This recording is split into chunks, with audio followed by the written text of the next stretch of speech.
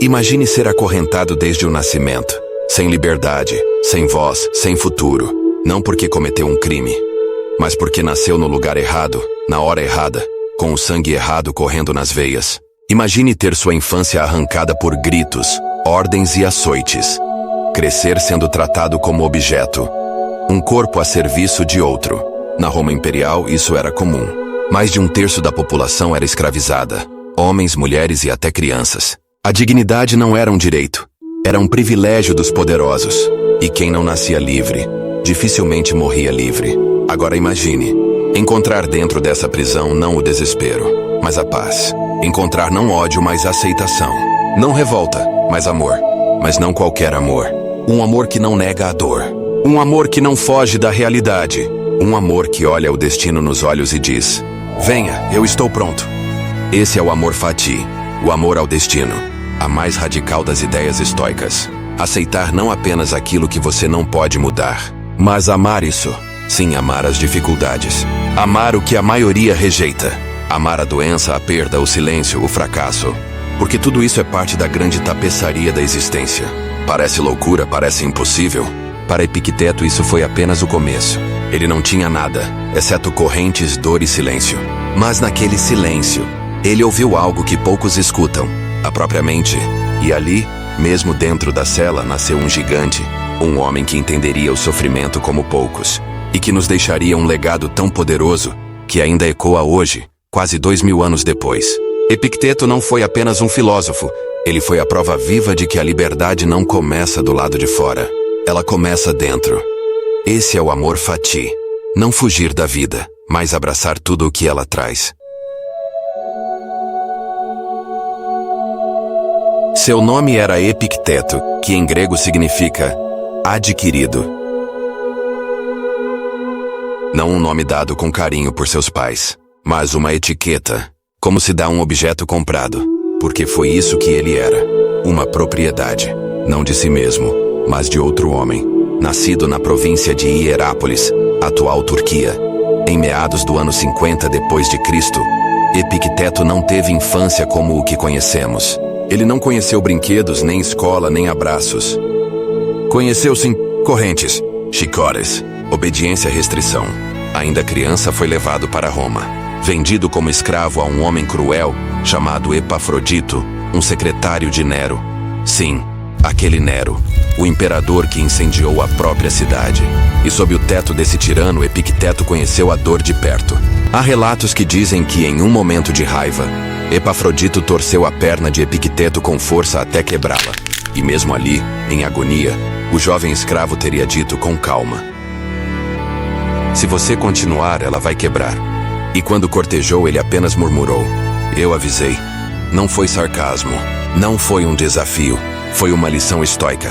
Uma lição de que, embora o corpo possa ser quebrado, a mente pode permanecer intacta. Epicteto entendia, mesmo jovem, que o sofrimento físico era duradouro, mas o sofrimento da alma era opcional. E que se a mente for treinada, ela se torna inquebrável, inabalável. Epafrodito, por alguma razão, permitiu que Epicteto estudasse. E foi aí que o destino começou a se curvar. Mesmo como escravo, Epicteto mergulhou nos ensinamentos de Sócrates, Zenão e Cleantes. Ele aprendeu que liberdade não é ausência de grilhões, é o domínio sobre si mesmo, sobre os próprios desejos, medos e reações. Ele começou a ver que, mesmo sendo um escravo, poderia ser mais livre do que um imperador.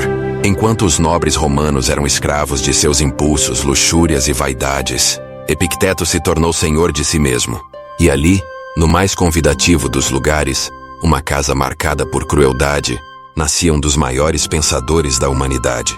A prisão moldou o aço, o sofrimento revelou a alma, e o menino com a perna quebrada começou a se transformar no homem que quebraria as correntes da mente humana pelas gerações.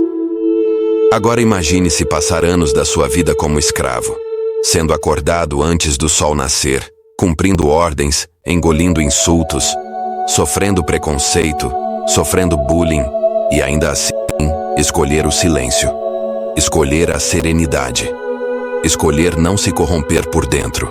Essa foi a escolha do Epicteto, uma escolha estoica, e uma grande virada virou com o tempo. Depois da morte de Nero e da queda de seu patrono Epafrodito, Epicteto, Epicteto finalmente conquistou a liberdade. Mas o que ele fez com essa liberdade? Ele não buscou vingança, não buscou riquezas, não quis cargas nem honrarias. Ele fez algo muito mais raro.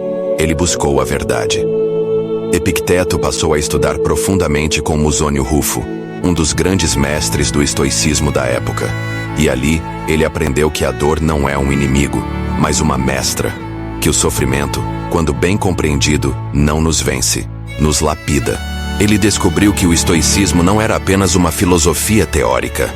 Era uma armadura, um escudo contra a inconstância da vida, uma luz em meio ao caos. Epicteto não queria mais escapar da dor. Ele queria transformá-la. Não é o que acontece com você que importa, ele dizia, mas como você reage ao que acontece. Essa simples ideia se tornou um terremoto silencioso, uma revolução na maneira como entendemos a realidade. E é aqui que surge o amor fati, o amor ao destino. Não apenas aceite o que a vida traz, mas acolher com o coração inteiro, mesmo como tragédias. A doença é lição, a perda é prova, a dor é treinamento. Epicteto nos ensina que nada é por acaso, e nada está fora do nosso alcance interior. Mesmo quando o mundo desaba por fora, a verdadeira verdade permanece de pé por dentro. E assim, a virada do Epicteto não foi um momento de glória pública, mas uma escolha silenciosa.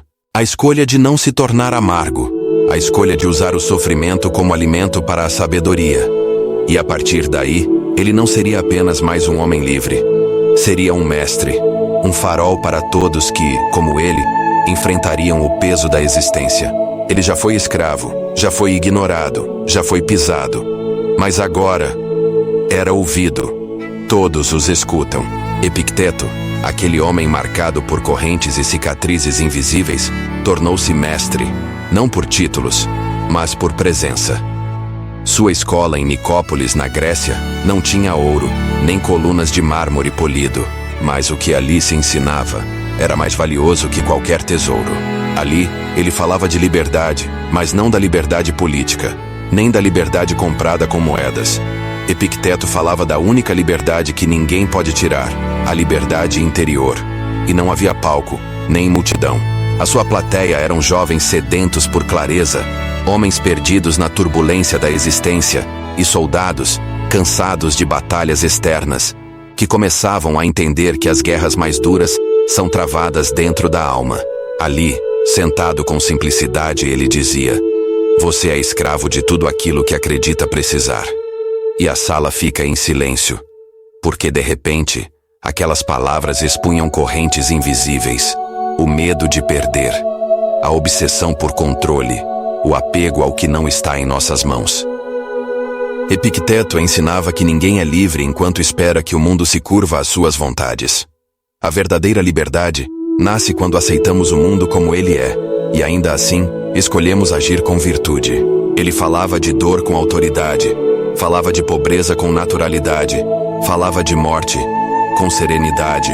Seus ensinamentos não prometiam alívio imediato. Eles ofereciam algo mais raro: autonomia emocional. A capacidade de viver sem depender do aplauso, do reconhecimento, da sorte ou da aprovação alheia. Cada frase sua era uma espada afiada, não contra os outros, mas contra as próprias ilusões.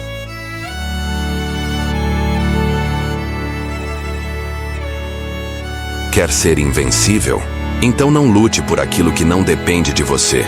Diante de uma geração aflita por controle, Epicteto entregava o oposto: o amor fati. Não lute contra a maré do destino. Aprenda a remar com ela, a amar aquilo que acontece, porque ali, exatamente ali, está o material com o qual sua alma será forjada. Epicteto se tornou mestre porque entendeu que não basta sobreviver à dor, é preciso dar sentido a ela. E assim, no silêncio da sua escola, nasceu um novo tipo de liberdade, aquela que não pode ser decretada, mas descoberta. O tempo passou. As vozes da cidade mudaram, governos caíram, impérios ruíram. Mas os ecos das palavras de Epicteto permaneceram. Ele nunca escreveu um único livro. mas suas ideias atravessaram séculos como espadas cravadas na rocha da história. Foi seu aluno, Arriano, que anotou cada ensinamento, como quem sabe que está diante de algo imortal. Epicteto morreu como viveu, simples, firme e sereno, sem palácio, sem herança, sem glória nos moldes do mundo.